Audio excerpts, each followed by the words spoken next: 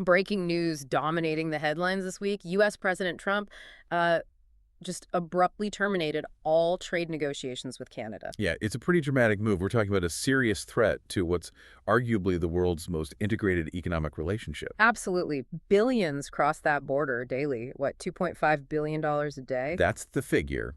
And the trigger, well, that's almost unbelievable. A $75 million Ontario ad campaign. That's what set this off. An ad campaign causing a potential rupture worth, what do you say, $125 billion annually to the U.S. economy? That ratio seems off. It's extraordinary. The ad featured Ronald Reagan's voice discussing tariffs, criticizing them. Trump called it fraudulent. Okay, so quite the firestorm. Yeah. So for this deep dive, we really need to unpack this. Let's look at the immediate market fallout, the real economic costs here, and what this means for, well, everyone relying on that cross-border trade. Right. Trump's reaction was characteristically swift. He went straight to Truth Social. And didn't hold back, I imagine. Not at all. Accused Ottawa of interference, basically challenging U.S. tariff policy, and then the big line, all trade negotiations with Canada are hereby terminated, period. Wow. That's got to be one of the most severe breaks in U.S.-Canada relations in, what, decades? Easily. It's major diplomatic shockwaves. So let's dig into that ad. Why was it so controversial? Using Reagan's voice, specifically targeting Republican voters, what was Ontario thinking? Well, the strategy seemed to be using selective audio from Reagan's 1987 free trade address. Yeah. They ran it on major U.S. networks, trying to, appeal directly to the Republican base to pressure the administration on tariffs. Risky. Did it work? It backfired. Yeah. Spectacularly. The Reagan Foundation itself stepped in, saying the clips misrepresented Reagan's actual views. Ouch. Yeah. And the economic pressure mounted so fast that Ontario Premier Doug Ford had to announce a tactical retreat. Meaning? Meaning he promised to pause the ads, though interestingly only after this weekend's World Series games. But still, a pause to try and get talks back on track. Yeah. Shows you how high the stakes are. High stakes indeed. And we've seen this volatility before, haven't we? Markets react fast to this kind of tension. Oh, absolutely. You remember March 2025? Previous trade dispute flared up. Right, the S&P 500 dropped, what was it, over 10% in just 2 days. Exactly. So the potential for immediate economic damage is very real. Yeah. And the Bank of Canada isn't waiting around this time. They're already sounding the alarm. What are they warning about specifically? They're worried about tariffs leading straight to a weaker Canadian dollar, which means lower real incomes for Canadians.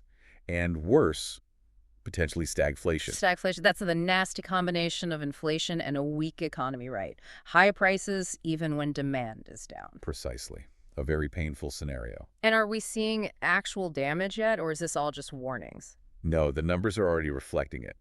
Goods exports from Canada to the U.S., they were down sharply in April 2025, over 15%. 15%. And how does that compare to earlier this year? It's down more than 26% since the peak back in January. And think about the jobs. If these talks really are terminated, you're looking at immediate exposure for maybe 23,000 steel jobs, maybe 9,500 aluminum jobs, right away. That's significant. And the bigger picture, long term. Well, the Bank of Canada ran some scenarios. If this friction continues, they see Canadian output potentially falling by almost 3% over 2 years. 3%. That essentially wipes out all the growth they were forecasting for 2025 and 2026. Exactly. It's not just a slowdown, it's potentially reversing growth. So this really underlines what Prime Minister Mark Carney has been saying, doesn't it? That Canada's reliance on the U.S., once a strength, is now a vulnerability. It confirms it quite starkly, which is why he announced that big strategic shift, aiming to double Canada's exports to countries other than the U.S. in the next decade. A diversification push. Seems necessary now. Especially given some of the political rhetoric we've heard. Trump has previously talked about Canadian annexation through economic force. Right, that context adds another layer of urgency, I suppose, to these diversification efforts. Definitely chilling pressure. And then there's the deadline looming over everything. You mean the USMCA review? Exactly. The current trade deal is up for a critical review in 2026. That date now hangs over these talks, or lack thereof. It becomes a natural pressure point, a deadline for some kind of resolution. So this isn't just a diplomatic spat blown out of proportion by an ad campaign. No, I think it signals something potentially deeper, a possible structural shift away from decades of close North American economic integration. Meaning companies, investors, they need to prepare for a more fragmented market. regardless of that $125 billion potential loss figure for the U.S. That seems to be the message, unfortunately. Prepare for more friction, more barriers. Okay, so the final thought for you, our listener, to consider. Is Ontario pulling these as just a temporary pause, a bit of breathing room to maybe let cooler heads prevail and restart talks? Or has this whole Reagan ad controversy permanently damaged the relationship? Is a resolution now inevitably tied to that really high-stakes USMCA review showdown in 2026? The answer could reshape the economic map of North America, something to watch very closely.